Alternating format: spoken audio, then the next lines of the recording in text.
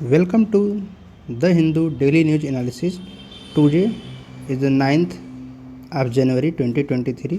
तो आज 9 जनवरी 2023 है और हम देख रहे हैं जनवरी का ये दूसरा सप्ताह चल रहा है। आज हम द हिंदू न्यूज़पेपर को एनालिसिस करेंगे।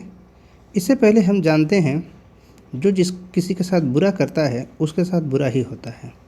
तो अगर हम देखें, चाइना जो है उसने एक लेबोरेटरी में कोरोना वायरस बनाया और उसने पूरी दुनिया में फैला दिया।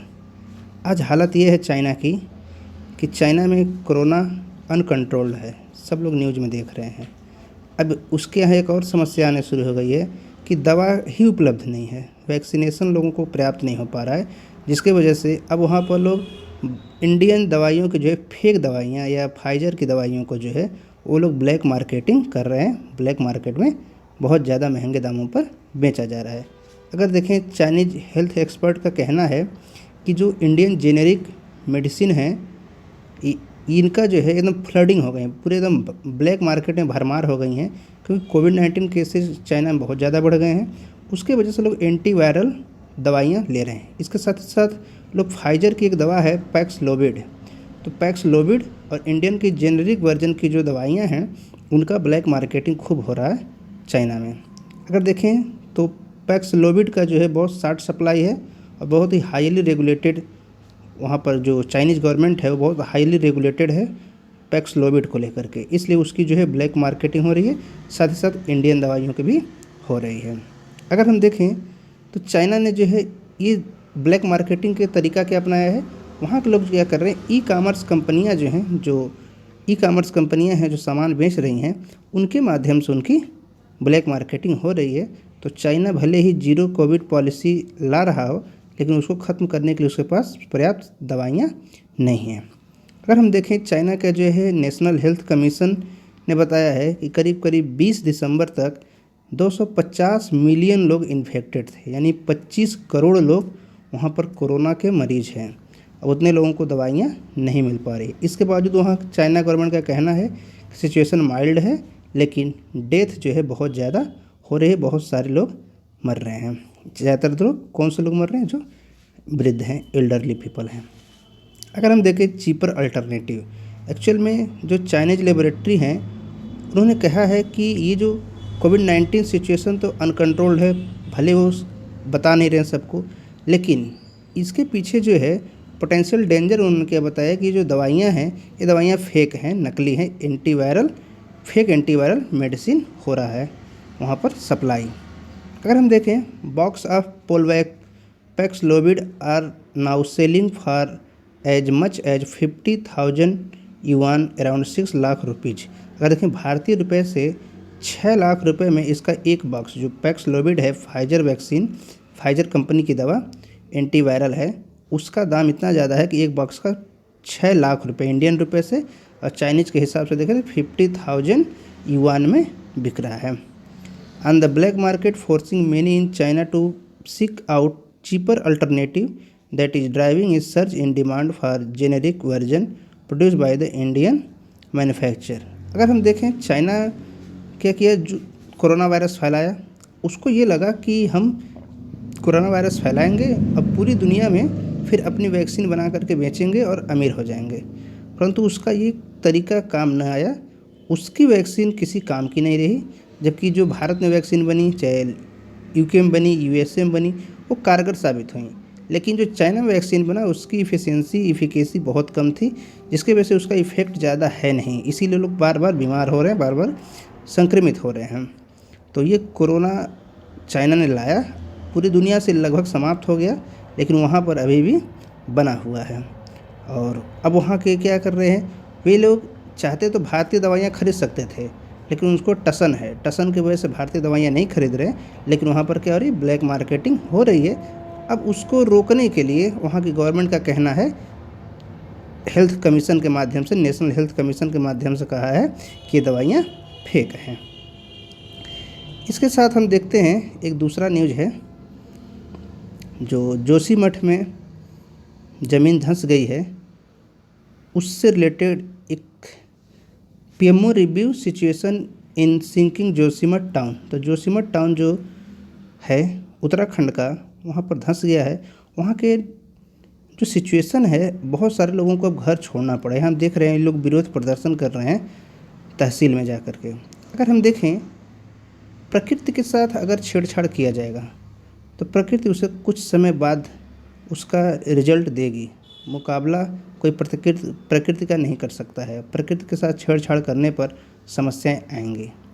तो हम देख रहे हैं जोशीमठ में ज़मीन धंस रही है, लोगों को घर छोड़ के जाना पड़ा है।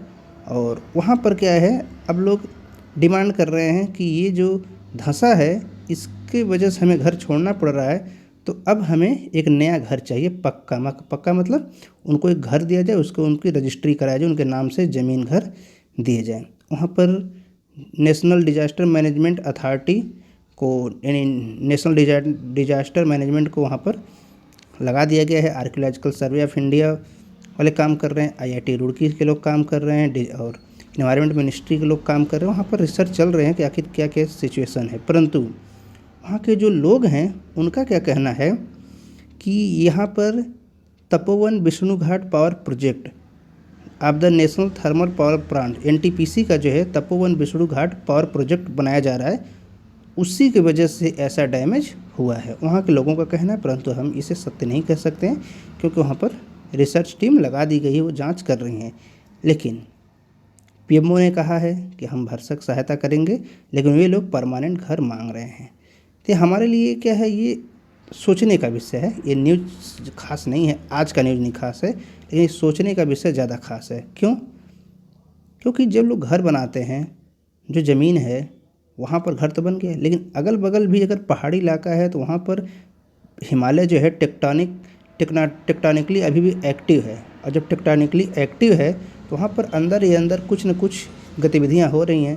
अगर उनमें कहीं भी डिस्टर्बेंस क्रिएट किया जाएगा तो उसका इफेक्ट ज़रूरी नहीं कि वहीं पर हो, उसके बगल में भी हो सकता है। तो ऐसा हो भी सकता है कि जो उनके गांव के लोगों का कहना है कि जो NTPC का प्रोजेक्ट है उसके वजह से ऐसा हुआ है, ऐसा भी हो सकता है, ऐसा नहीं भी हो सकता है। परंतु ये रिसर्च का मामला है और कभी भी प्रकृति के साथ खिलवाड़ नहीं करना चाहिए, इससे यही पता चलता है। इसके बाद हम देखते हैं पेज नंबर 4 पर न्यूज़ है बंगाल से related. West Bengal gets its first M sand facility through Coal India Limited green mining initiative. तो कोल इंडिया लिमिटेड ने जो है ग्रीन माइनिंग इनिशिएटिव लिया है। ये क्या है? हम जानते हैं जो घर बनवाने में कंस्ट्रक्शन मटेरियल होता है, बिल्डिंग मटेरियल होता है, इसे बनाने के लिए कंक्रीट या गिट्टी जिसे हम कहते हैं, और इसके साथ साथ हमें बालू की आवश्यकता पड़ती है। तो जो सैंड होता है वो नदियों से निकाला जाता है, जिससे वजह से नदी का जो इकोसिस्टम है वो डिस्टर्ब हो जाता है। तो कोल इंडिया लिमिटेड ने इसी के रेफरेंस में, और साथ ही साथ हम जानते हैं जो कोयले निकाले जाते हैं माइन से, उन्हें रिफ़िल करना होता है। जो गड्ढे बन जाते हैं उन्हें रिफ़िल करने के लिए बहुत ज़्यादा सैंड की आवश्यकता पड़ती है, तो वो सैंड भी नदी से निकाले जाते हैं। तो कोल इंडिया लिमिटेड का कहना है कि अब हम खुद जो है मैन्युफैक्चर करेंगे। मैन्युफैक्चर मतलब जो पत्थर होते हैं उन्हें क्रश किया जाएगा और वहाँ से गिट्टी निकलेगी और सैंड बनेगा। उसी सैंड का प्रयोग किया जाएगा कंस्ट्रक्शन मटेरियल में, बिल्डिंग मटेरियल में, और साथ ही साथ जो माइनिंग जो है रिफ़िल करने में, जो माइंस हैं, कोयले जहाँ से निकाले गए उन्हें रिफ़िल करने में भी प्रयोग किया जाएगा। In an attempt towards environmental sustainability and reducing over mining of sand, Coal India Limited has started a facility in West Bengal to produce manufactured sand at the first such initiative in the state। तो ये पश्चिम बंगाल में पहली बार initiative लिया गया है, और ये इसके अलावा महाराष्ट्र में काम चल रहा है इस पर, और पश्चिम बंगाल में पहली बार इनिशिएटिव लिया गया है। अगर हम देखें, manufacture sand is being produce at an estimated 3 lakh cubic metre per year in the Kajora area of eastern coalfield limited. तो यहाँ पर हम देख रहे हैं 3 lakh cubic metre per year Kajora area में इसका प्रोडक्शन हो रहा है। कौन कर रहा है? कोल इंडिया लिमिटेड कर रही है। ये सब्सिडरी ऑफ कोल इंडिया, मतलब ये कंपनी सब्सिडरी है from over burden material of open cast mine. तो जो वहाँ पर मटेरियल निकाले जा रहे हैं वहाँ पर ये ओवर बर्डन है, क्योंकि उसके जितनी रिक्वायरमेंट है उससे ज़्यादा, उससे कम उसकी सप्लाई है।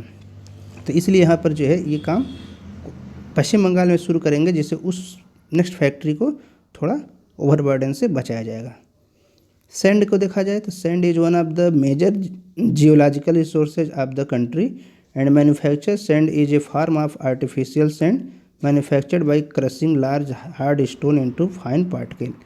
तो हम जानते हैं नदियों से निकाला जाता है सैंड, बालू, और अगर हमें निकालना हो उन्हें पत्थरों का प्रयोग करके तो हमें वहाँ पर क्रश करना पड़ता है, बड़े बड़े पत्थरों को क्रश किया जाता है। Convention of the overburden material into sand is a step to ensure an environmental sustainability. हम जानते हैं नदियों से निकाला जाएगा तो नदी का इकोसिस्टम गड़बड़ हो जाएगा, इसी को ध्यान में रखते हुए कोल इंडिया लिमिटेड ने ये फैसला लिया है। अगर हम देखें जो सोर्सेज बताए हैं, गवर्नमेंट के कुछ सोर्स से पता चला है, जो ईस्टर्न कोलफील्ड लिमिटेड है उसको जो है 12 lakh cubic metre per year sand की आवश्यकता होती है। किस लिए? जो माइंस हैं, जो माइंस निकाल दिए जाते हैं कोयले, वहाँ को रिफ़िल करने के लिए 12 लाख क्यूबिक मीटर की आवश्यकता है। जबकि ये जो पूरी प्रक्रिया है जो eastern coalfield limited manufacture sand generate करता है उसका केवल 25% रिक्वायरमेंट फुलफ़िल हो पाती है। इसका मतलब क्या है? 75% उसकी फुलफ़िल डिमांड जो है नदियों से वो फुलफ़िल की जाती है। तो अगर ये पश्चिम बंगाल में उसका प्रोजेक्ट स्टार्ट हो जाएगा तो इससे कोल इंडिया लिमिटेड को फ़ायदा होगा और सरकार का भी पैसा बचेगा और नदी का इकोसिस्टम सही होगा।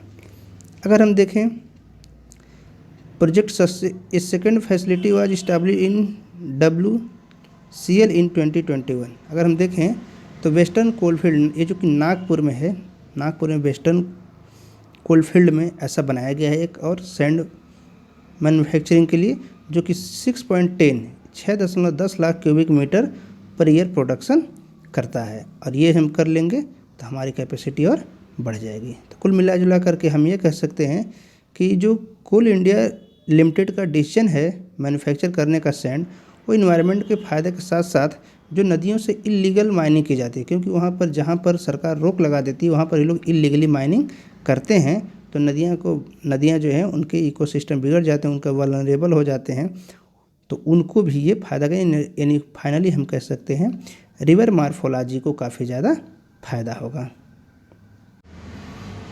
नेक्स्ट न्यूज है पेज नंबर 5 पर, vistadome coaches trial run on कालका शिमला हेरिटेज रूट सून। हम जानते हैं कालका शिमला हेरिटेज रूट जो कि यूनेस्को के हेरिटेज लिस्ट में भी शामिल है, विश्व विरासत स्थल में, और ये प्राकृतिक नहीं है, मानवीकृत है, आर्टिफिशियल है, एंथ्रोपोजेनिक है। तो यहाँ पर जो है रेलवे जो है और भी ज़्यादा कोच बना रहे हैं, रेल के डिब्बे बना रहे हैं। Rail coach factory Kapurthala has started production of advance vistadome narrow gauge coaches which have transparent roof and door offering A 360 degree panoramic view of the surrounding. तो जो अब नए टाइप के डिब्बे बनाए जा रहे हैं, जैसा कि फिगर में दिख रहा है, उसके दोनों साइड ग्लास लगे होंगे, साथ ही साथ उसका जो छत है, रूफ जो है, उस पर भी ग्लासिंग होगी। यानी हम देख सकते हैं कि पूरी तरह 360 व्यू एक व्यक्ति देख सकता है जो वहाँ पर विजिट के लिए जा रहा है, भ्रमण के लिए जा रहा है, टूरिज्म के लिए जा रहा है। तो इससे टूरिज्म को और ज़्यादा आनंददायक बनाया जा सकेगा, तो रेलवे ने इसके प्रति इनिशिएटिव लिया है। अगर हम देखें रेल कोच फैक्ट्री को इस तरीके से उसने जो प्रोडक्शन करना शुरू कर दी इस तरीके के डिब्बों का, और उनका कहना है कि नेक्स्ट मंथ से वो रेडी हो जाएंगे, यानी नेक्स्ट मंथ से वहाँ पर डिब्बे तैयार हो जाएंगे। उसके बाद क्या किया जाएगा, उनको ट्रायल किया जाएगा, ट्रायल के बाद शुरू कर दिए जाएंगे। The production of the vistadome narrow gauge coaches commence following successful oscillation trial of 2 prototype coaches on the कालका Shimla heritage track in December last year. तो अगर उसके बात करें प्रोटोटाइप क्या होता है, जो स्टार्टिंग में बनाए जाते हैं डिब्बे एक ट्रायल के लिए, तो उस तरीके का प्रोटोटाइप का ट्रायल हो चुका है। और अब उसके ट्रायल के पास होने के बाद अब इन्होंने पूरा फुल्ली जो ऑपरेशन में लाना होगा वैसे डिब्बे बनाने की प्रक्रिया चल रही है। अगले महीने से वो मिलना शुरू हो जाएगा, और उसके बाद उसका ट्रायल होगा और फाइनली उसे चलाया जाना शुरू कर देंगे। Railway board has RCF to manufacture 30 Vistadome coaches. तो जो रेलवे कोच फैक्ट्री है, रेलवे बोर्ड ने उसे कहा है कि 30 ऐसी ट्रेनें, जो ट्रेन का जो 30 कोच चाहिए, 30 डिब्बे उसे रिक्वायरमेंट है। क्यों? क्योंकि ये जो ट्रेन है यहाँ पर बहुत बड़ी ट्रेन नहीं चलती है, वहाँ पर एक छोटी ट्रेन चलती है जिसमें केवल 4 या 5 डिब्बे होते हैं, इसलिए 30 डिब्बे उनको चाहिए, 30 कोचेज।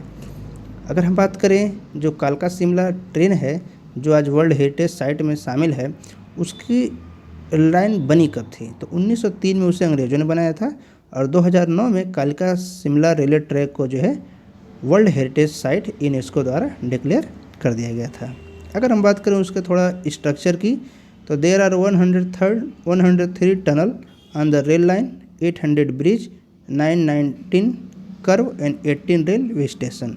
वहाँ पर 103 टनल से होकर के ट्रेन गुजरती है। इसका मतलब काफ़ी ज़्यादा एडवेंचरस हो जाता है। इसका अगर यात्रा कोई करेगा तो 103 टनल से गुजरेगा, 800 ब्रिज से गुजरेगा और 18 रेलवे स्टेशन पे लोग वहाँ पर अवेलेबल है। ये काफ़ी ज़्यादा एडवेंचरस हो जाएगा और इसी वजह से शायद इसको इसकी अच्छी चीज़ों की वजह से वर्ल्ड हेरिटेज साइट में से नॉमिनेट किया गया, फिर बाद में से लिस्ट में रखा गया।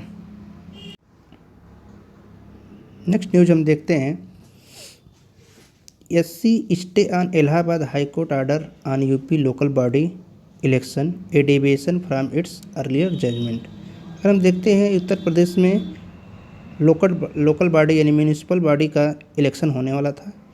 एक्चुअल देखें उसका 5 साल 31 जनवरी 2023 को पूरा हो जाएगा, यानी इसी महीने में कंप्लीट हो जाना चाहिए था इलेक्शन, लेकिन हुआ नहीं और उसका जो मामला एक्स्ट्रा फंस गया आरक्षण को लेकर के। तो इलाहाबाद हाई कोर्ट का कहना है कि चूँकि गवर्नमेंट ने कोई कंडीशन फुलफ़िल नहीं की है, जो ट्रिपल टेस्ट एक कंडीशन है, इसलिए हम इलेक्शन में OBC को आरक्षण नहीं दिया जाएगा, एज ए जनरल ट्रीट किया जाएगा और इलेक्शन किसी भी स्थिति में 31 जनवरी 2023 से पहले नोटिफिकेशन आ जाना चाहिए। लेकिन सुप्रीम कोर्ट ने इस इलाहाबाद के आर्डर को स्टे लगा दिया है और उत्तर प्रदेश में लोकल बॉडी इलेक्शन को रोक दिया है। अगर हम देखें यहाँ पर मामला फंसा क्या है, मामला एक्चुअल में है OBC के आरक्षण का। OBC के आरक्षण कैसे दिया जाता है, इस पर एक बहुत बड़ा बहस है और OBC का जो आरक्षण है वो एक्चुअल में उसको देखा जाए बहुत ब्रॉड स्केल पर एनालिसिस नहीं हुए हैं। भारत में 1932 में अंग्रेजों ने जो जनगणना कराया था उसमें जातिगत जनगणना, कास्ट बेस्ड सेंसस हुए थे, तो वहाँ पर सभी जातियों का जनगणना हुआ था जाति के आधार पर। लेकिन 1932 के बाद अंग्रेजों ने नहीं कराया। स्वतंत्रता के बाद भारत सरकार ने जो जनगणना कराया उसमें के लिए SC ST के जातिगत जनगणना होती है, अदरवाइज किसी के जातिगत जनगणना नहीं होती है। लेकिन 2010 में हुआ था, लेकिन गवर्नमेंट ने उस डाटा को रिलीज नहीं किया। मंडल कमीशन ने रिकमेंडेशन दिया कि OBC को 27% आरक्षण दिया जाना चाहिए, जबकि उसका कहना था कि OBC की आबादी लगभग 54% है, यानी देश में 54% आबादी OBC की है और उसे 27% 27% आरक्षण मिलना चाहिए एजुकेशनल इंस्टीट्यूट में, नौकरियों में, और बाद में जब 1992 में 74 कॉन्स्टिट्यूशन अमेंडमेंट आए तो फिर हो गया कि यहाँ पर भी लोकल बॉडी या अन्य इलेक्शन में भी मिलने चाहिए। लेकिन हम देखें आरक्षण का मुद्दा फंस गया है और ये मुद्दा समस्या ये है, राजनीतिक पार्टियां तब तक नहीं ध्यान देती हैं जब तक इलेक्शन न आया हो। इलेक्शन आता है तो उनको जो है अब दिखने लगता है कि हमें वोट पाने के लिए कुछ भी करना चाहिए, तो मामला फंस गया सुप्रीम कोर्ट। इसके अलावा अगर हम देखें जो सुप्रीम कोर्ट ने स्टे लगाया है उस रेफरेंस में सुप्रीम कोर्ट ने खुद फैसला दे रखा है, यानी 10 मई 2022 को जो सुप्रीम कोर्ट ने फैसला दिया था अपने ही फैसले के खिलाफ उसने स्टे किया। यानी जो इलाहाबाद हाई कोर्ट का फैसला है कि इलेक्शन कराए जाने चाहिए, 5 साल उसका एक्सपायर हो रहा है 31 जनवरी को, और कॉन्स्टिट्यूशन में, भारतीय संविधान में लिखा है कि किसी कीमत पर 5 साल के अंदर इलेक्शन हो जाने चाहिए, यानी 5 साल का टर्म कंप्लीट होते होते नई बॉडी आ जानी चाहिए। लेकिन उसी को ध्यान में रखते हुए इलाहाबाद हाई कोर्ट ने कहा कि आरक्षण नहीं दिया जाएगा और इलेक्शन कराया जाएगा। लेकिन क्योंकि उसने ऐसा क्यों कहा, क्योंकि सुप्रीम कोर्ट ने 10 मई 2022 को मध्य प्रदेश का केस था और मध्य प्रदेश सुरेश महाजन का नाम से केस था, सुरेश महाजन versus state of Madhya Pradesh, उसी मामले में दिया था। अगर हम देखें उस समय जो है जो सुप्रीम कोर्ट के जज थे justice Khanwilkar had highlighted the constitutional mandate to conduct fresh election to local body every 5 year. तो जो जस्टिस खानविलकर थे उन्होंने कहा था कि कॉन्स्टिट्यूशन में साफ साफ लिखा है इसको पालन किया जाना चाहिए, this constitutional mandate is inviolable, और इसको हम वायलेट नहीं कर सकते हैं। क्यों नहीं कर सकता है, तो कोई भी, जैसे स्टेट इलेक्शन कमीशन न तो कर सकता है, न स्टेट गवर्नमेंट कर सकती है, न स्टेट लेजिस्लेचर कर सकती है। यहाँ तक कि सुप्रीम कोर्ट के पास पावर होती है आर्टिकल 142 अनुच्छेद 142 के तहत सुप्रीम कोर्ट के पास पावर होती है कि अगर कोई ऐसा कार्य है जो लेजिस्लेटिव बॉडी या एग्जीक्यूटिव बॉडी या जुडिशरी द्वारा भी उसको नहीं किया जा सकता है, तो जुडिशरी ये सुप्रीम कोर्ट एक एक्स्ट्रा स्टेप ले सकती है और 142 अनुच्छेद के माध्यम से वो कोई भी जो समाज के हित में, मानव हित में काम हो उसे कर सकती है, देश हित के लिए कर सकती है। लेकिन संविधान में साफ साफ लिखा है कि election commission, state government, legislature, judiciary, यानी जुडिशरी जो 142 का प्रयोग करते हुए भी ऐसा नहीं कर सकती है, यानी इलेक्शन को टालना संभव नहीं है। The Allahabad High court had applied the May 10 judgment in the case of Uttar Pradesh while directing the notification of the election program without OBC reservation। तो इसी को ध्यान में रखते हुए इलाहाबाद हाई कोर्ट ने कहा था कि चूंकि 5 साल पूरे हो रहे हैं, अगर इसके और हमारे पास कोई डाटा नहीं है, क्यों सरकार का, सुप्रीम कोर्ट का कहना है कि यहाँ पे एक ट्रिपल टेस्ट है, यानी जब भी किसी को आरक्षण की बात आएगी तो जो कंडीशन रखे गए हैं उन कंडीशन को फुलफिल करना होगा, और एक्चुअल में ओबीसी का डाटा सरकार के पास नहीं है। समस्या यही है। सुप्रीम कोर्ट, हाई कोर्ट हमेशा कहते हैं कि आप डाटा लाइए, किस डाटा के बेस पर कह रहे हैं कि हम आरक्षण देंगे, वो डाटा है ही नहीं। अभी इससे पहले महाराष्ट्र में मामला फंसा था, फिर मध्य प्रदेश में फंसा, फिर उत्तर प्रदेश में फंसा। जब तक ओबीसी का जातीय जनगणना नहीं होगा तब तक ये समस्या बना रहेगा। अगर आगे देखें हम, in fact the state government notified the setting of the Uttar Pradesh state local body dedicated backward class commission on December 28, a day after the high court. अब हम देखते हैं 27 दिसंबर को केस का फैसला है हाई कोर्ट का, और 28 दिसंबर को Uttar Pradesh local body dedicated backward class commission का गठन किया गया है। अब जब क्लास इस तरीके का कमीशन इस समय गठित किया जाएगा तो कम से कम तो लेंगे 2-3 महीने का टाइम, उसके बाद वो अपनी रिकमेंडेशन देंगे, फिर गवर्नमेंट उस पर विचार करेगी, तो ये 5 साल की क्राइटेरिया कंप्लीट हो जाएगी। तो अब हम देखते हैं यहाँ पर कि ascertain the proportion of population of backward class in total population. तो हमें यही पता करना वो जो कमीशन बना है कि कितनी पॉपुलेशन, कितना % है। लेकिन एक्चुअल में देखा जाए इस तरीके से ये चीज़ें सॉल्व नहीं होंगी। सॉल्व करने का सबसे अच्छा तरीका है जब जनगणना हो, SC ST का जनगणना होता है, OBC का OBC में काउंटिंग कर ली जाए, यही सबसे अच्छा तरीका है। भारतीय कॉन्स्टिट्यूशन में एक आर्टिकल 21 है, बहुत ही इम्पोर्टेंट। वहाँ पर राइट टू लाइफ है, विथ डिग्निटी भी है। अगर हम देखें तो किसी व्यक्ति को अपनी लाइफ को अपने अकॉर्डिंग जीने का हक है, अधिकार है। अगर हम देखें कोई लेडीज है जो उसकी शादी न हुई हो और वो प्रेग्नेंट हो जाए, और अगर उसको बच्चा रखना है, बच्चा रख सकती है। अगर उसे एबॉर्शन कराना हो तो एबॉर्शन करा सकती है। सुप्रीम कोर्ट का ऐसा आदेश हो गया है कि किसी की भी डॉक्टरों की टीम उसे चेक करेगी और एबॉर्शन कराए जा सकते हैं। लेकिन एक समस्या है महाराष्ट्र से, वहाँ पर एक लेडीज है और उसने जो है स्टेट द्वारा संचालित एक हॉस्पिटल है, JJ हॉस्पिटल, वहाँ पर अप्रोच किया कि उसको अपनी प्रेगनेंसी टर्मिनेट करनी है, परंतु हॉस्पिटल उन्होंने मना कर दिया। क्यों? हॉस्पिटल का कहना है कि उसकी प्रेगनेंसी जो है 20 सप्ताह 20 वीक से ज़्यादा हो चुकी है। दूसरी बात, वो अनमैरिड है, और उसका जो रीज़न बताया गया है कॉन्ट्रासेप्टिव फेलियर है, यानी अगर कॉन्ट्रासेप्टिव का उसने प्रयोग किया परंतु फेल हो गया तो जिस तरह की प्रेगनेंसी है उससे वो टर्मिनेट नहीं करेंगे। बाद में उसने वाडिया हॉस्पिटल जो कि एक चैरिटेबल इंस्टीट्यूट है वहाँ पर अप्रोच किया, उन्होंने भी मना कर दिया। फिर बाद में उसने बॉम्बे हाई कोर्ट गई और उसने कहा कि सुप्रीम कोर्ट का इस मामले में ऑलरेडी एक आदेश है कि वो प्रेगनेंसी चाहे तो टर्मिनेट कर सकती है। Despite the fact that in September last year a 3-judge bench of the Supreme Court passed a judgment that unmarried women to can terminate their pregnancy until 24 week, the situation on the ground remain dismal। अगर हम देखें supreme court का कहना था कि 24 सप्ताह तक की प्रेगनेंसी को टर्मिनेट किया जा सकता है, वो अगर लेडीज अनमैरिड, पहले क्या था कि केवल मैरिड लोगों के टर्मिनेट होता था प्रेगनेंसी, परंतु सुप्रीम कोर्ट ने कहा कि अनमैरिड लड़कियों को इक्वल राइट मिलेगा। आर्टिकल जो 14 है संविधान का, जो अनुच्छेद 14 है, उसका प्रयोग करते हुए वो उसका सुप्रीम कोर्ट ने प्रयोग किया और कहा कि सभी व्यक्तियों पर समान रूप से लागू होता है, इसलिए इस लेडीज जो अनमैरिड है उसके पास भी ये पावर या राइट होना चाहिए। लेकिन हॉस्पिटल वालों का कहना है कि वो ऐसा नहीं करेंगे।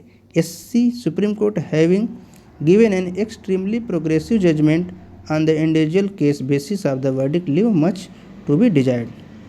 अगर हम देखें जो एक डॉक्टर हैं, डॉक्टर दत्तार एक्टिविस्ट सिंस 2008, उनका कहना है कि जो medical termination of pregnancy act जो 1971 में फ्रेम किया गया था वहीं से समस्याएं हैं। और उन्होंने कहा कि उसके रेफरेंस में उन्होंने बहुत ज़्यादा काम किया।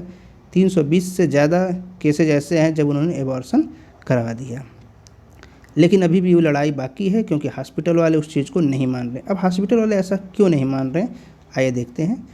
The SC judgment is progressive however catch 22 situation arises because there is no clear indication in the Supreme Court judgment telling the government to amend the medical termination pregnancy act to include unmarried women within the extended 24 week।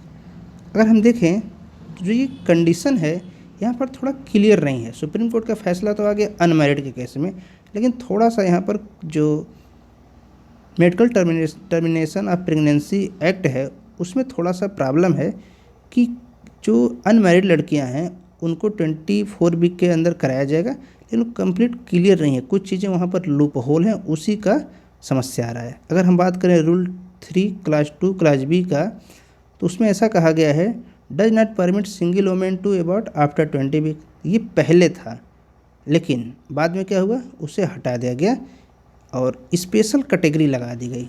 समस्या यही आ रही है, special category ये लगाई गई है कि जो सेक्सुअल असॉल्ट, जिनका रेप हुआ हो या जिनकी उम्र 18 साल से कम, माइनर हो, विधवा हो, या जिसकी प्रेगनेंसी के समय तो शादी थी, हस्बैंड के साथ थी, लेकिन प्रेगनेंसी के बाद डाइवोर्स हो गया, तो ऐसी लड़कियां या किसी वजह से विकलांग हो गई या विकलांग ऑलरेडी हैं और वो बच्चा नहीं रखना चाहती हैं, तो इन लोगों को टर्मिनेट करने की राइट है। तो हॉस्पिटल वालों का यही समस्या आ रहा है कि उनका कहना है कि इसमें क्लियर चीज़ें नहीं मिली है और ये जो लड़की है ये न तो रेप हुआ है इसका, न माइनर है, न डाइवोर्सी है, न कोई डिसेबिलिटी है, इसलिए उन्होंने मना कर दिया है। सबसे बड़ी बात है डॉक्टर डर क्यों रहे हैं? डॉक्टर इसलिए डर रहे हैं कि वहाँ पर जो मेडिकल टर्मिनेशन ऑफ प्रेगनेंसी जो एक्ट है वो इंडियन पीनल कोड के साथ भी रिलेट हो जाता है, वहाँ पर भी कुछ केसेज बनने के चांसेस हो जाते हैं। Under section 3 class 1 of the IPC termination of pregnancy is a criminal act if it does not fulfil MTP condition. यानी जैसा उन्हें कहा गया है, अगर हम देखें सेक्शन 3 क्लास 1 ऑफ IPC, अगर जो है मेडिकल टर्मिनेशन ऑफ प्रेगनेंसी जो एक्ट है उसके सारे एक एक पैरामीटर को पहले डॉक्टरों को चेक करना है। अगर वो सारे पैरामीटर को चेक करते हैं उसके बाद वो पाते हैं कि हाँ ये लेडीज़ कम्प्लीटली फुलफ़िल करती है सारे कंडीशन को, तभी वो प्रेगनेंसी को टर्मिनेट कर सकते हैं, अदरवाइज वो क्रिमिनल ऑफेंस माना जाएगा। और डॉक्टर इसी वजह से डर रहे हैं कि कहीं कोई ऐसा लूप होल क्रिएट हो गया, कोई ऐसी क्लाज हो कि एम्बिट में आ गए तो ये क्रिमिनल साबित हो जाएंगे, इसलिए ऐसा करने से बच रहे हैं। With the law not amending this has a chilling effect on doctor when the police are not aware of the recent SC judgment. इसके साथ साथ ये भी है, पुलिस जो है अगर कोई ऐसा केस बनता है कि मान लीजिए लेडीज ही मर गई या कोई ऐसा बाद में जिसका बच्चा है वो मेल काउंटर पार्ट क्लेम कर दे कि इसका जो है हम नहीं चाहते थे, तो कुछ मामला फंस सकता है और पुलिस इतना अवेयर नहीं होती है। पुलिस तो जानते ही हैं अलग ही तरीके से कानून चलाती है, इसलिए डॉक्टर डर रहे हैं। The government will have to step up to promote safe abortion irrespective of the fact that the women is married और नॉट। ये सही बात है, गवर्नमेंट को ये ध्यान देना चाहिए कि एबॉर्शन के मामले में मैरिड अनमैरिड का कंडीशन नहीं होना चाहिए, बिल्कुल सही है, ये सोचने वाली बात है। देश की जनसंख्या इतनी ज़्यादा बढ़ रही है, अब जनसंख्या बढ़ने में भी अगर कोई ऐसी कंडीशन पैदा हो जाए कि कोई एबॉर्शन कराना चाहता है, चाहे वो मैरिड हो चाहे अनमैरिड हो, और एबॉर्शन न कराया जाए और फिर बाद में चल करके उस बच्चे को समस्या आए, तो ये बहुत एक समाज की समस्या बन जाएगी। इसलिए अगर कोई भी कराना चाहता है टर्मिनेशन तो उसे करा देना चाहिए। लेकिन इसके साथ ही एक समस्या और आती है। आखिर ये लोग 20 हफ्ते या 24 हफ्ते तक रुके क्यों थे? ये भी एक समस्या है। आखिर 2, 4, 5 हफ्ते, 10 हफ्ते में प्रेगनेंसी को एबॉर्शन करवा लेना चाहिए, टर्मिनेट करवा लेना चाहिए। लेकिन ये लोग जब 20 सप्ताह हो जा रहा है, 24 सप्ताह की जो है कंप्लीट हो जा रहे हैं, तब ये लोग पहुंच रहे हैं, कोर्ट को अप्रोच कर रहे हैं। तो वहाँ पर डॉक्टरों को भी समस्या हो जाती है कि बच्चा बड़ा हो गया है और उसको टर्मिनेट करेंगे, एबॉर्शन करेंगे, तो हो सकता है बच्चे के साथ साथ वो लेडीज भी मर सकती है, ऐसा संभावना हो सकता है। अगर हम देखें, currently there is no mechanism under the rule of monitor to movement of the abortion pill. Abortion pill जो डॉक्टर प्रयोग करते हैं उसका भी कोई बहुत मैकेनिज्म नहीं है, रूल रेगुलेशन नहीं है। और माइफप्रिस्टोन और मिसोपोस्टोल ये 2 दवाइयाँ हैं जिनका प्रयोग क्लिनिकल करते हैं, डॉक्टर करते हैं। तो नेक्स्ट न्यूज है, Jaishankar hails role of centre of faith abroad. भारत में इस समय 8, 9, 10 3 दिनों पर प्रवासी भारतीय दिवस चल रहा है। अगर हम बात करें यूपीएससी के, तो यूपीएससी के सिलेबस में भी इंडियन डायस्पोरा का पूरा डिस्क्रिप्शन मिलता है, यानी इंडियन डायस्पोरा प्रवासी भारतीय का उससे पूरा जुड़ जाता है, यानी यूपीएससी के सिलेबस से ये रिलेट करता है। अगर बात करें तो हमारे जो विदेश मंत्री जयशंकर हैं, उन्होंने सेंटर की जो सेंटर ऑफ फेथ जो भारत सरकार की स्कीम है जो प्रवासी भारतीयों को जोड़ने का काम कर रहा है, उसकी उन्होंने तारीफ़ किया है। तो the increasing number of Indian centre of faith abroad are matter of pride. उनका कहना है, जो हमारे विदेश मंत्री हैं, कि भारतीयों के लिए गर्व की बात है कि बहुत ज़्यादा जो भारतीय विदेशों में बसे हैं वो हमसे जुड़ रहे हैं। और उन्होंने क्या किया, ये कार्यक्रम हम देखें जो हो रहा है, ये 17वां 17th प्रवासी भारतीय दिवस चल रहा है और ये इंदौर में चल रहा है। तो हमें जानने वाली जो चीज़ है, मेन चीज़ यही है कि 17वां 17th प्रवासी भारतीय दिवस है और इंदौर में चल रहा है। Many of our embassy, in fact, I think most of them today now offer yoga, dance, music classes. We ask them also to support and facilitate community function and collective activism. It is a matter of pride for us that center of faith are growing abroad.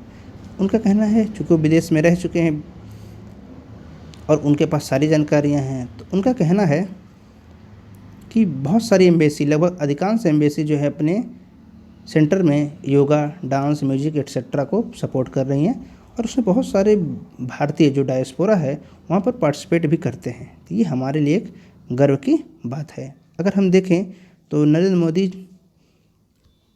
2018 में Abu Dhabi यानी Dubai में, United Arab अमीरात में, उन्होंने एक मंदिर का उद्घाटन भी किया था। तो the first traditional temple in Abu Dhabi will act as the catalyst for the flourishing of humanitarian value and harmony between the two country. The temple will become a medium for India's identity. तो Abu Dhabi में, जो कि एक Muslim country है, वहाँ पर एक मंदिर का उद्घाटन एक भारत के प्रधानमंत्री द्वारा किया जाना बहुत बड़ी बात है। उनका कहना है कि जो प्रवासी भारतीय हैं दुबई में, उनके लिए भी और हमारे लिए भी इंडिया की आइडेंटिटी को एक माध्यम मिलेगा। ये हमारे लिए एक गर्व की बात है और ये हमारे सभी के लिए गर्व की बात है। Last year India attend the status of the world 5th largest economy. अगर हम देखें इस मीटिंग में जो हमारे यूथ स्पोर्ट और यूथ मिनिस्टर हैं, जो minister for information and broadcasting and youth affair and sport Anurag Thakur, उन्होंने क्या कहा कि भारत जो है पिछले साल 5वीं सबसे बड़ी इकोनॉमी बन गया है और इसे किसको पछाड़ा है, तो हमने ब्रिटेन को पछाड़ा है। तो हमारा जो है कद एक बहुत बड़ा विश्व में स्थापित हो चुका है और जो हमारे ऊपर 200 सालों तक शासन किया, आज हम उसको पछाड़ करके विश्व की 5वीं सबसे बड़ी इकोनॉमी बन गए हैं। और अगर इस कदम को और आगे बढ़ाना है तो हमारे लिए आवश्यक ये है कि हमारे अपने नागरिकों के साथ साथ जो इंडियन डायस्पोरा है, विदेशों में बसे हैं, अगर उनका कंट्रीब्यूशन रहा, उनका कोऑपरेशन रहा, तो हम और भी तेज़ी से विकास कर सकते हैं। अब न्यूज़ के बाद हम आते हैं अब एडिटोरियल सेक्शन में। एडिटोरियल की बात करें, एडिटोरियल में 2 चीज़ें दिख रही हैं हमें। ए टाइमली हाल्ट, जो हमने अभी देखा सुप्रीम कोर्ट का मामला, उसमें सुप्रीम कोर्ट का जो डिसीजन है वहाँ पर हल्द्वानी में जो रेलवे का अभी कुछ दिन पहले न्यूज़ था कि हल्द्वानी में रेलवे की ज़मीन है जिस पर लोगों ने कब्जा कर रखा है और सुप्रीम कोर्ट का डिसीजन आया। साथ ही साथ जनसंख्या जो कल न्यूज़ हमने देखा था जनसंख्या के से रिलेटेड एक कॉलम आया है। आइए हम देखते हैं दोनों ही कॉलम को, दोनों ही एडिटोरियल को। पहले एडिटोरियल में देखें तो जैसा कि हम पहले देख रहे हैं सुप्रीम कोर्ट का कहना है, सुप्रीम कोर्ट का जो डिसीजन आया है इस मामले में अगर हम देखें वो काफ़ी इम्पॉर्टेंट है, परंतु इसमें हमें थोड़ा चीज़ें देखने की आवश्यकता है। एक एक्ट है public premises eviction of unauthorised occupants act 1971 1971 में कानून बनाया गया था और उसी को एक प्लिया के आधार पर हाई कोर्ट में लगाया गया था और फिर हाई कोर्ट ने ऑर्डर दिया उन सारे घरों को गिरा दिया जाए और सारे लोगों को वहाँ से हटा दिया जाए फोर्सिबली, यानी अगर पैरामिलिट्री फोर्सेस की आवश्यकता पड़े उनका भी प्रयोग किया जाए। हाई कोर्ट का जो डिटेल जजमेंट था उसमें ये चीज़ सामने आया था कि जो ज़मीन है उसको नाजुल लैंड कहा गया है। 1907 में ऑफिस मेमोरेंडम आया था, उसमें ये कहा गया था कि जो ज़मीन है उसके बारे में कुछ कहा गया, लेकिन ये कहा देखा जाए तो वो एक केवल कम्युनिकेशन था गवर्नमेंट का। गवर्नमेंट ने उसमें कोई रूल पास नहीं किया था।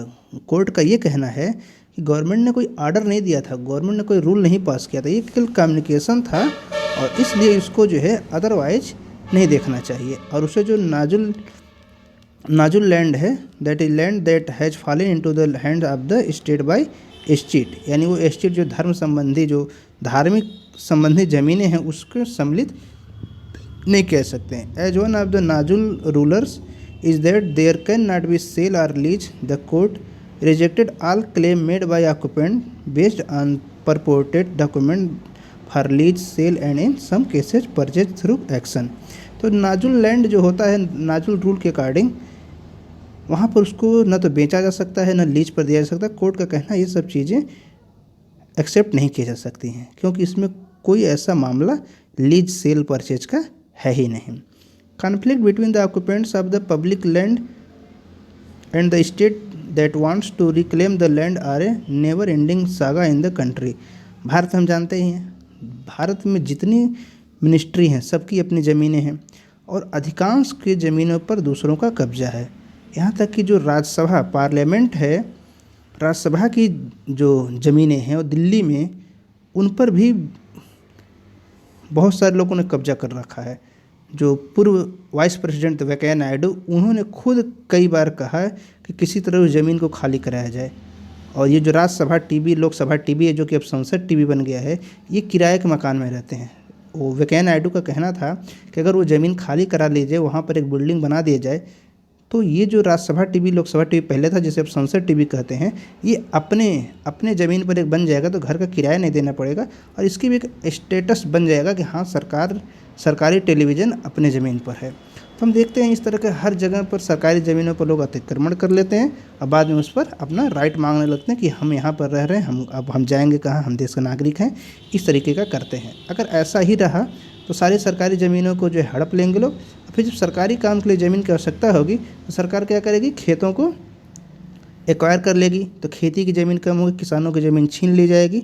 ये एक बहुत ही बुरी स्थिति है। इसलिए जो रेलवे की ज़मीन हो, एयरफोर्स का ज़मीन हो, डिफेंस का हो, चाहे किसी भी मिनिस्ट्री का ज़मीन हो, अगर वहाँ पर कोई प्राइवेट ऑक्यूपेशन है तो उसे किसी कीमत पर हटाया जाना चाहिए।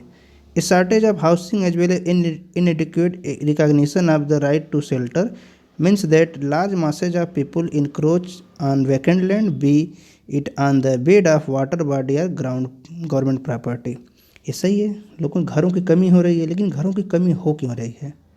पहली समस्या, एक रूल रेगुलेशन नहीं है, एक अच्छी पॉलिसी नहीं है घर बनाने के लिए।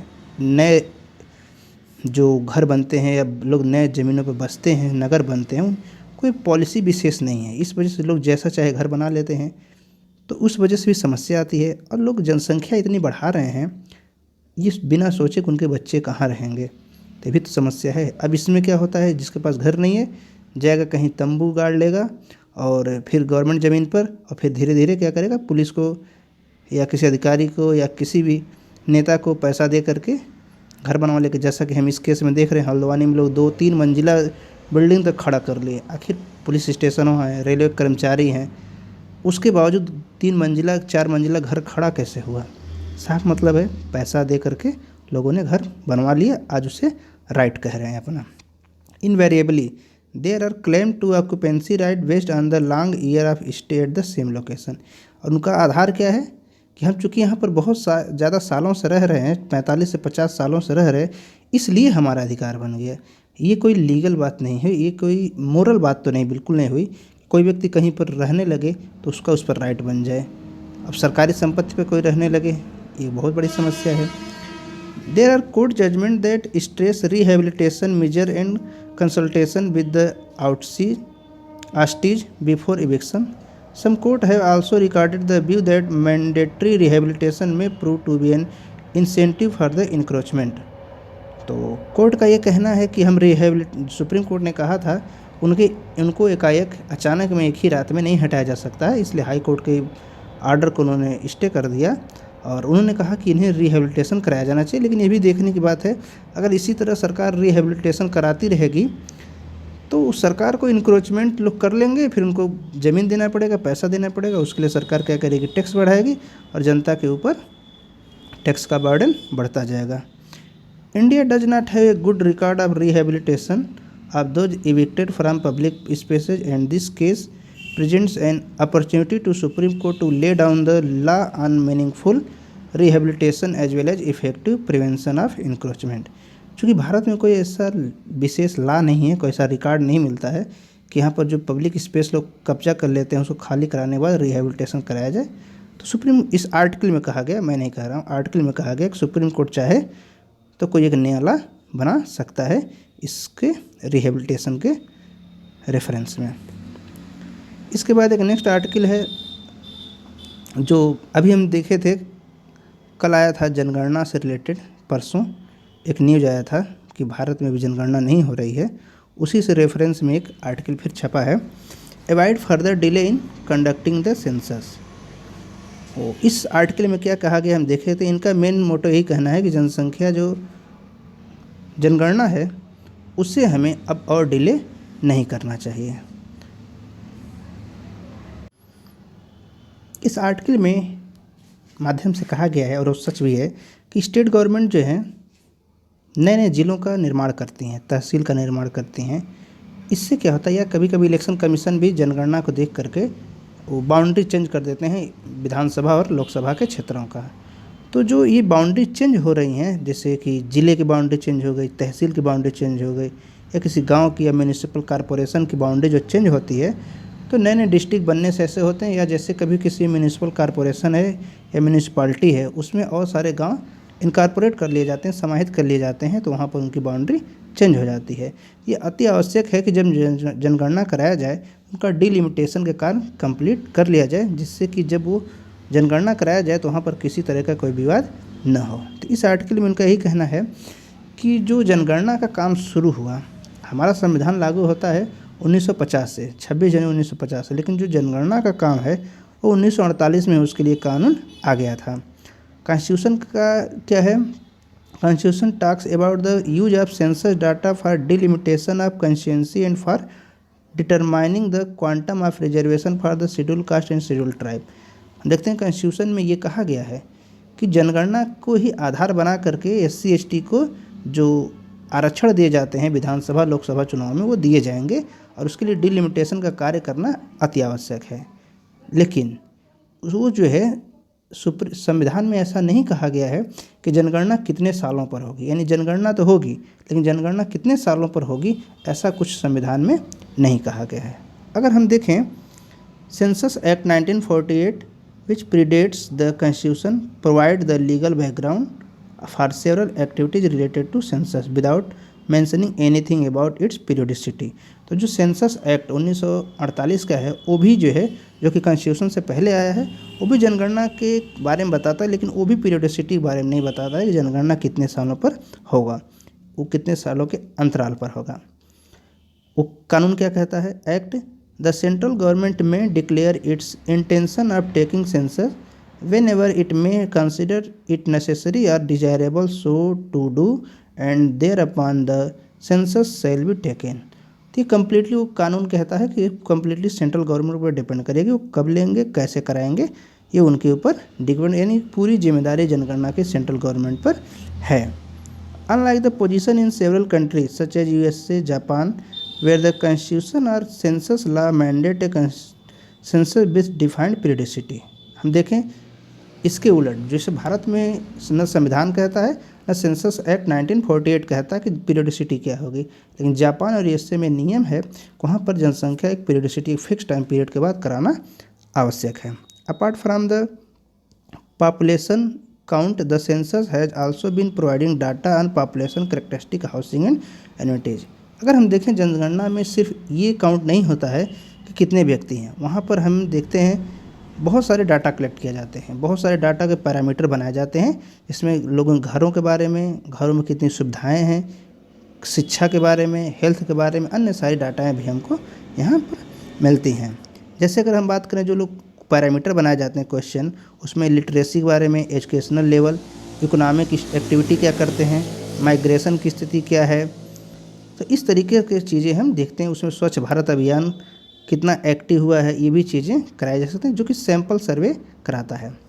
बट दिस सर्वे है लिमिटेशन। सैंपल सर्वे की अगर बात करें, सैंपल सर्वे क्या कर रहा है, ये literacy, educational activity, migration et cetera बारे में सर्वे करता है। बट दिस सर्वे है limitation and can not be used for and answer to how many villages है लिटरेसी रेट एवर बिलो 75% और विच तहसील है low percentage of people getting protected water supply. तो जो सैंपल सर्वे कराता है उसके data को हम हर जगह यूज नहीं कर सकते, रिस्ट्रिक्शन है। सेंसस क्या है, वो एक कानून के है, 1948 में कानून बना है, उसके तहत होता है, उसके लिए वो एक तरीके से देखें तो लीगल डॉक्यूमेंट बन जाता है। The census data are use for determine the number of seat to be reserve for the SC ST in the parliament, state legislature, local body and government service. In case of panchayat and municipal body, reservation of seat for SC ST based on their population in proportion in the population. तो हम जानते हैं लोकसभा में और विधानसभा में या municipal corporation में, तो किसी भी इलेक्शन में इनकी आवश्यकता पड़ती है। अगर हम देखें जो भारत में delimitation of parliamentary and assembly constituency का मामला है, 2001 के सेंसस के अकॉर्डिंग से फ्रीज कर दिया गया है, यानी 2001 का जो सेंसस है उसी आधार पर लोकसभा और विधानसभा सदस्यों की संख्या निश्चित कर दी गई है, और ये 2026 या उसके बाद ही जा कर के डिसाइड होगी, नए नंबर डिसाइड किए जाएंगे कितने लोकसभा और कितने विधानसभा क्षेत्र होंगे। अगर हम देखें पॉपुलेशन के हिसाब से, तो आजकल जो बड़े बड़े शहर हैं वहाँ पर जनसंख्या बहुत तेज़ बढ़ रही है। क्यों? माइग्रेशन हो रहा है, लोग गाँवों से शहरों की तरफ जा रहे हैं। तो रूरल अर्बन जो डिस्ट्रीब्यूशन है वो पॉपुलेशन का, वो बहुत तेज़ी से चेंज हो जा रहा है, और जो है अर्बन एरिया में बहुत सारे जनसंख्या बढ़ रही है। जनसंख्या बढ़ने का कारण फर्टिलिटी, जन्म दर नहीं है बल्कि माइग्रेशन है। अगर एग्जाम्पल की बात करें तो बृहद बेंगलुरु महाराष्ट्र पालिके बृहद बेंगलुरु महानगर, अगर देखें बृहद बेंगलुरु महानगर जो है पालिका, वो 49.3%, 2001 से 10 साल में 49.3% ग्रो हो गया। Mumbai corporation of greater Mumbai, municipal corporation of greater Mumbai 11.9% growth हो गया। दिल्ली म्यूनिसिपल कॉरपोरेशन में 11.7%, ग्रेटर चेन्नई कॉरपोरेशन 7%, और इसमें इतने ग्रो हो गए, मतलब पॉपुलेशन इतनी बढ़ गई। लेकिन एक आंकड़ा और हमारे सामने है कोलकाता का। कोलकाता म्यूनिसिपल कॉरपोरेशन में जनसंख्या घट गई, ये भी स्थिति है। तो जब जनसंख्या का जनगणना टाइम पर होगा तो ये चीज़ें हमें पता चलेंगी कि बेंगलोर जैसे शहर में लगभग 50% ग्रो हो गया, और कोलकाता जैसे शहरों में डिक्लाइन हो गया। इसके क्या कारण हो सकते हैं, ये चीज़ें हमें पता चलेंगे। अगर हम देखें जब 2026, ये जो 2023 चल ही रहा है, अगर जनगणना 2023 में हो गया, इसके बाद जब भी होगा 2026 के बाद क्या होगा, स्थिति थोड़ी बदलेगी। क्यों? क्योंकि वहाँ पर असेंबली कंस्टिट्यूएंट असेंबली का संख्या बढ़ेगा। इस तरीके से क्या होगा, वहाँ पर डिस्ट्रीब्यूशन सीटों का, जो पार्लियामेंट्री सीटें हैं लोकसभा की सीटों का या विधानसभा की सीटों में चेंजिंग आएगी, तो काफ़ी ज़्यादा पॉलिटिकली मोटिवेटेड हो जाएगा। यानी ये जनगणना अति आवश्यक है और इसमें ट्रांसपेरेंसी की आवश्यकता और ज़्यादा है। क्यों? क्योंकि जब इसके बाद जनगणना होगी तो उसके बाद मेंबर ऑफ पार्लियामेंट लोकसभा के लिए और विधानसभा के लिए जो सदस्य तय किए जाएंगे, उसमें पॉलिटिक्स का भी रोल देखा जा सकता है। इसलिए ये जनगणना जल्द से जल्द कराया जाना अति आवश्यक है। और इसके आगे हम देखें तो जो ये 2 आर्टिकल हैं, टेम नॉट लेम और imaging the politics of fraternity, हमारे एग्जाम पॉइंट से इम्पॉर्टेंट नहीं है। ये कॉलम भी making healthy choice, the easier choice, ये सब हमारे एग्ज़ाम के पॉइंट ऑफ व्यू से इम्पॉर्टेंट नहीं है, इसलिए हम इन्हें नहीं देख रहे हैं। और ये अमेरिका के स्पीकर का इलेक्शन हुआ है। अगर हम देखें can foreign university setup campus in India now, तो इसको चीज़ें हम पढ़ चुके हैं पहले ही कि फॉरेन यूनिवर्सिटी भारत में करेंगी। इसके बाद एक बहुत बड़ा कॉलम है कंप्यूटर साइंस से रिलेटेड है, तो ये चीज़ें हमारे लिए इम्पॉर्टेंट हैं। The potential of generative AI artificial intelligence creating media with simple text prompts, तो ये काफ़ी इंपॉर्टेंट है। इसको हम अलग से डिस्कस करेंगे क्योंकि वीडियो भी बड़ा हो रहा है, तो इस आर्टिकल को हम अलग से डिस्कस करेंगे। तो वीडियो को यहीं पर हम स्टॉप करते हैं। चैनल पर अगर नए हैं तो चैनल को सब्सक्राइब जरूर करें और वीडियो को लाइक करें। Thank you.